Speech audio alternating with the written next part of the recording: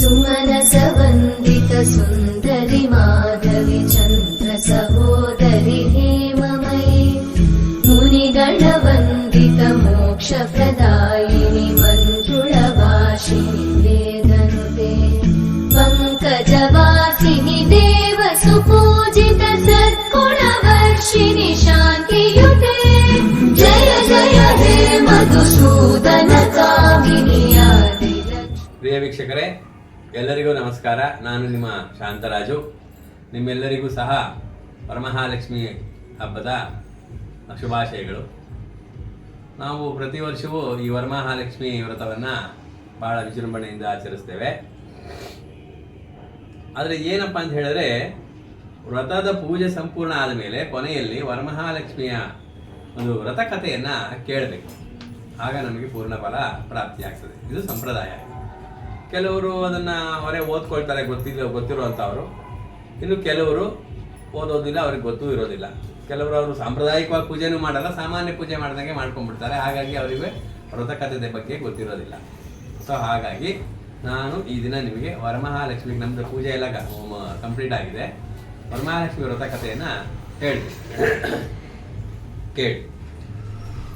ದಿವ್ಯ ರಮಣೀಯವೂ ಪವಿತ್ರವಾದ ಕೈಲಾಸ ಪರ್ವತದ ಶಿಖರದಲ್ಲಿ ಪಾರ್ವತಿಯೊಡನೆ ಆಸೀನರಾದಂಥ ಮಹಾದೇವನನ್ನ ನಾರದ, ಪರಾಶರ, ಅಗಸ್ತ್ಯ, ವಾಲ್ಮೀಕಿಗಳೇ ಮೊದಲಾದಂತಹ ಮಹಾನ್ ತಪಸ್ವಿಗಳು ದರ್ಶನ ಮಾಡಿ ಧನ್ಯರಾದರೆಂದುಕೊಂಡು ಮಂದಾರ, ಪಾರಿಜಾತ, ಚಂಪಕ ಮೊದಲಾದ ಸುಗಂಧಭರಿತವಾದಂತಹ ಪುಷ್ಪಗಳನ್ನು ನೀಡುವ ಎತ್ತರವಾದಂಥ ವೃಕ್ಷಗಳಿಂದಲೂ ಕುಬೇರ ವರುಣಾದಿ ಅಷ್ಟ ದಿಕ್ಪಾಲಕರಿಂದ ರಕ್ಷಿಸಲ್ಪಟ್ಟ ದಿವ್ಯ ಕ್ಷೇತ್ರವು ಆಗಿರುವ ಇಂತಹ ಕೈಲಾಸ ಶಿಖರದಲ್ಲಿ ಪಾರ್ವತಿಯು ಪತಿಯನ್ನ ಪ್ರಶ್ನೆ ಮಾಡ್ತಾರೆ.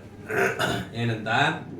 ಹೇ ಸ್ವಾಮಿ, ಸಕಲ ಲೋಕಗಳ ಹಿತಚಿಂತಕನೂ ರಕ್ಷಕನೂ ಆಗಿರುವ ನೀವು ನಮಗೆ ರಹಸ್ಯವೂ ಮಂಗಳಕರವೂ ಆದ ಯಾವುದಾದ್ರೂ ಒಂದು ವ್ರತವನ್ನು ತಿಳಿಸಿ ಅಂತ ಕೇಳ್ಕೊಳ್ತಾಳೆ. ಯಾರು? ಪಾರ್ವತಿ ಪರಮೇಶ್ವರನ.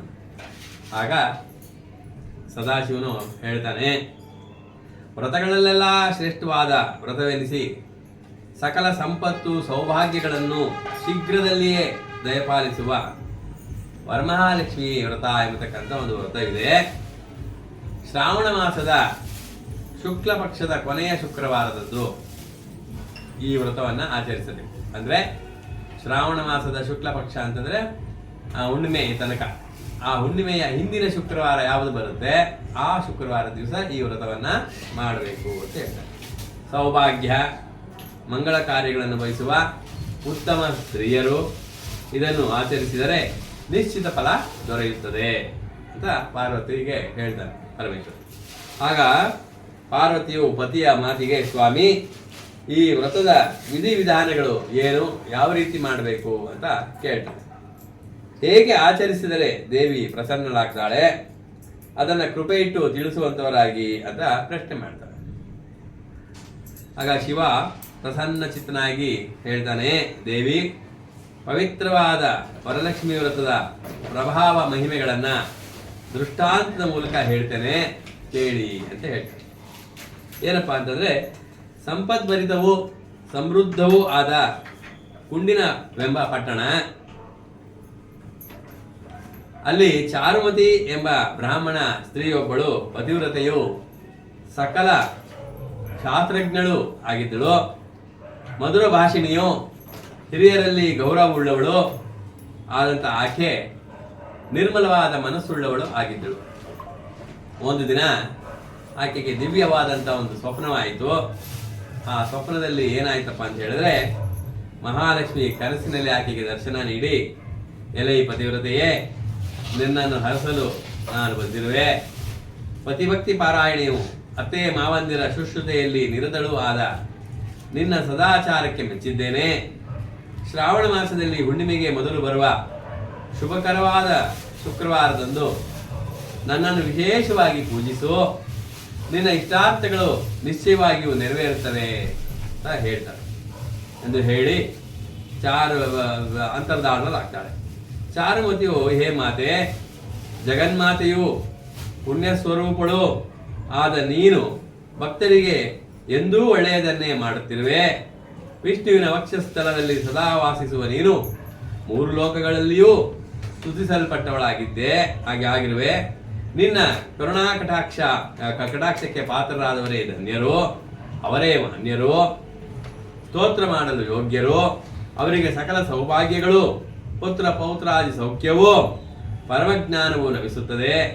ಹೇ ಜಗಜ್ಜನನಿ ಹರಿಪ್ರಿಯೆ, ನನ್ನ ಪೂರ್ವಜನ್ಮ ಸುಕೃತದಿಂದಲೇ ನಿನ್ನ ದರ್ಶನ ಭಾಗ್ಯವು ನನಗೆ ಪ್ರಾಪ್ತವಾಯಿತು ಎಂದು ಭಕ್ತಿಯಿಂದ ಸ್ತೋತ್ರ ಮಾಡಿದಳು. ವರಮಹಾಲಕ್ಷ್ಮೀ ದೇವಿಯು ಆಕೆಗೆ ಮಂಗಳಕರವಾದ ವರಗಳನ್ನು ಕೊಟ್ಟು ಅಂತರ್ಧಾನವಾದಳು. ಸ್ವಪ್ನದಿಂದ ಎಚ್ಚೆತ್ತ ಚಾರುಮತಿಯು ಆನಂದಪೂರಿತಳಾದಳು. ಮತ್ತೆ ನಿದ್ರಿಸದೆ ಸೂರ್ಯೋದಯಕ್ಕೆ ಮುಂಚೆಯೇ ಎದ್ದು ಸ್ನಾನ ಸಂಧ್ಯಾದಿಗಳನ್ನು ಮುಗಿಸಿ ತನ್ನ ಸ್ವಪ್ನ ವೃತ್ತಾಂತವನ್ನು ಬಂಧುಗಳೊಡನೆ ಸಂತೋಷದಿಂದ ಹೇಳಿಕೊಂಡಳು. ಅವರೆಲ್ಲರೂ ಅದನ್ನು ಕೇಳಿ, ಚಾರುಮತಿಯೇ, ನಿನ್ನ ಸ್ವಪ್ನ ತುಂಬಾ ಶುಭವಾದದ್ದು. ಆ ಶುಭ ದಿನದಂದು ನಾವೆಲ್ಲರೂ ಭಕ್ತಿಯಿಂದ ವರಮಹಾಲಕ್ಷ್ಮಿ ವ್ರತವನ್ನು ಆಚರಿಸೋಣ ಎಂದು ಹೇಳಿದರು. ಶ್ರಾವಣ ಶುದ್ಧ ಶುಕ್ರವಾರವು ಎಂದು ಬರುವುದೋ ಎಂದು ಕಾತುರದಿಂದ ನಿರೀಕ್ಷಿಸಿದರು. ಆ ಶುಭ ದಿನವು ಬಂದಿತು. ಆಗ ಸ್ತ್ರೀಯರೆಲ್ಲರೂ ಶುಭ್ರಸ್ನಾತರಾಗಿ ಅತ್ಯುತ್ಸಾಹದಿಂದ ನಿರ್ಮಲ ಮನಸ್ಸುಳ್ಳವರಾಗಿ ಸೌಭಾಗ್ಯದಾಯಕ ವರಮಹಾಲಕ್ಷ್ಮಿ ವ್ರತ ಪೂಜೆಗೆ ಸಿದ್ಧತೆಗಳನ್ನು ಮಾಡಿಕೊಳ್ಳಲು ಆರಂಭಿಸಿದರು. ಪೂರ್ಣ ಕಲಶದಲ್ಲಿ ಆಲದ ಬಳ್ಳಿ, ಹೊಸ ಅಕ್ಕಿಗಳನ್ನು ತುಂಬಿ ವರಲಕ್ಷ್ಮಿಯನ್ನು ಆವಾಹಿಸಿ ಶ್ರದ್ಧಾಭಕ್ತಿಗಳಿಂದ ಪದ್ಮಾಸನೆ ಪದ್ಮಕರೆ ಸರ್ವಲೋಕೈಕ ಪೂಜಿತೆ ನಾರಾಯಣ ಪ್ರಿಯೇ ದೇವಿ ಸುಪ್ರೀತಾ ಭವ ಸರ್ವದಾ ಎಂದು ಪ್ರಾರ್ಥಿಸಿದರು. ಕಲ್ಪೋಕ್ತವಾಗಿ ಷೋಡಶೋಪಚಾರಗಳಿಂದ ವರಲಕ್ಷ್ಮಿಯನ್ನು ಪೂಜಿಸಿದರು. ಧ್ಯಾನಾವಾಹನಾದಿ ಪೂಜೆಗಳ ನಂತರ 9 ಗ್ರಂಥಿಗಳಿರುವ ಪವಿತ್ರವಾದ ದಾರವನ್ನು ಪೂಜೆ ಮಾಡಿದರು. ತುಪ್ಪದಿಂದ ಮಾಡಿದ ಭಕ್ಷ್ಯಗಳನ್ನು ಲಕ್ಷ್ಮೀದೇವಿಗೆ ನಿವೇದಿಸಿ ಮಹಾನೀರಾಜನ ಆರತಿಗಳನ್ನು ಮಾಡಿದರು. ದಾರವನ್ನು ತಮ್ಮ ಬಲತೋಳಿಗೆ ಭಕ್ತಿ ಮತ್ತು ಶ್ರದ್ಧೆಗಳಿಂದ ಕಟ್ಟಿಕೊಟ್ರು. ಪೂಜೆಯ ನಂತರ ವೇದ ಪಾರಾಂಗತನು ನಿಷ್ಠನು ಆದ ಬ್ರಾಹ್ಮಣನಿಗೆ 12 ಭಕ್ಷ್ಯಗಳನ್ನು ದಕ್ಷಿಣೆ ಫಲತಾಂಬೂಲಗಳೊಂದಿಗೆ ಬಾಗೀನವನ್ನಾಗಿ ಕೊಟ್ಟರು. ನಂತರ ತಾವು ದೇವಿಯ ಸನ್ನಿಧಿಯಲ್ಲಿ ಪ್ರಸಾದವನ್ನು ಭುಂಜಿಸಿದರು. ಈ ಮಂಗಳಕರವಾದ ವ್ರತಾಚರಣೆಯಿಂದ ಚಾರುಮತಿ ಮುಂತಾದ ಪತಿವ್ರತ ಸ್ತ್ರೀಯರು ಧನ ಧಾನ್ಯ ಆಭರಣಗಳ ಸಂಪತ್ತನ್ನು ಹೊಂದಿ ಅಷ್ಟೈಶ್ವರ್ಯ ಸಂಪನ್ನರಾದರು. ಸದಾಕಾಲ ಅತಿಥಿ ಅಭ್ಯಾಗತರು ಹಾಗೂ ಬಂಧು ಬಾಂಧವರನ್ನು ಸನ್ಮಾನಿಸುತ್ತಾ ಸುಖ ಹೊಂದಿದರು. ಹೀಗೆ ವ್ರತಕಥೆಯನ್ನು ನಿರೂಪಿಸಿದ ಭಗವಾನ್ ಶಂಕರನು, ದೇವಿ, ಅಂದಿನಿಂದ ಈ ವ್ರತವು ವರಮಹಾಲಕ್ಷ್ಮಿ ವ್ರತವೆಂದು ಲೋಕದಲ್ಲಿ ಪ್ರಖ್ಯಾತವಾಯಿತು. ಇದು ವ್ರತಗಳಲ್ಲೆಲ್ಲ ಬಹಳ ಉತ್ತಮವೂ ಫಲಪ್ರದವೂ ಆಗಿದೆ. ಯಾರು ಈ ವ್ರತವನ್ನು ಆಚರಿಸಿ ಕಥೆಯನ್ನು ಹೇಳುವರೋ ಅವರಿಗೆ ಮಹಾಲಕ್ಷ್ಮಿಯ ದಿವ್ಯಾನುಗ್ರಹ ಉಂಟಾಗಿ ಸಕಲ ಕಾರ್ಯಗಳೂ ಸಿದ್ಧಿಸುತ್ತವೆ ಎಂಬಲ್ಲಿಗೆ ಭವಿಷ್ಯೋತ್ತರ ಪುರಾಣದಲ್ಲಿ ಪಾರ್ವತಿ ಪರಮೇಶ್ವರರ ಸಂವಾದ ರೂಪದ ಈ ವರಮಹಾಲಕ್ಷ್ಮಿಯ ವ್ರತಕಥೆಯು ಸಂಪೂರ್ಣವಾದುದು. ಪ್ರಿಯ ವೀಕ್ಷಕರೇ, ಇಲ್ಲಿಗೆ ವರಮಹಾಲಕ್ಷ್ಮಿ ವ್ರತಕಥೆಯು ಸಂಪೂರ್ಣವಾಗಿದೆ. ಇದನ್ನು ಕೇಳಿದಂಥ ನಿಮಗೂ ಸಹ ಆ ವರಮಹಾಲಕ್ಷ್ಮಿ ಸಕಲೈಶ್ವರ್ಯಗಳನ್ನು ಕೊಟ್ಟು ಕಾಪಾಡಲಿ ಅಂತೇಳಿ ನನ್ನ ವಿಚಾರವನ್ನು ಮುಗಿಸ್ತಾ ಇದ್ದೀನಿ. ಓಂ ಶ್ರೀ ಜಾತ ಶ್ರೀ ಅನಿತ್ಯಾಯ ಶ್ರೀ ಮಯೋಜನಿದ್ಯೋದಾಸೋ ಶ್ರೀ ವಸಾನಾಂ ತತ್ವಮಾಯನ್ ಸದ್ಯಸವಿದಾಮಿದ್ಯೋನಿ ಶ್ರಿಯ ಏವೈನಂ ಸತ್ಯಮಾದದಾತಿ ಸಂತತಂ ವೃದಾವದ ಶುಚ್ಯಂ ಸಂದತ್ತೆ ಸಂಧೀಯತೆ ಪ್ರಜಾಪುಷದೀತಿ. ಓಂ ಹಿರಣ್ಯಪಾತ್ರಂ ಮದೋಃ ಪೂರ್ಣಂ ದದಾತಿ ಮದೋ ವ್ಯೋಸಾನೀತಿ ಏಕದಾ ಬ್ರಾಹ್ಮಣಮಪಾಲತಿ ಏಕದೇವ ಯಜಮಾನಃ ಇಸ್ತೇಜೋ ದದಾತಿ.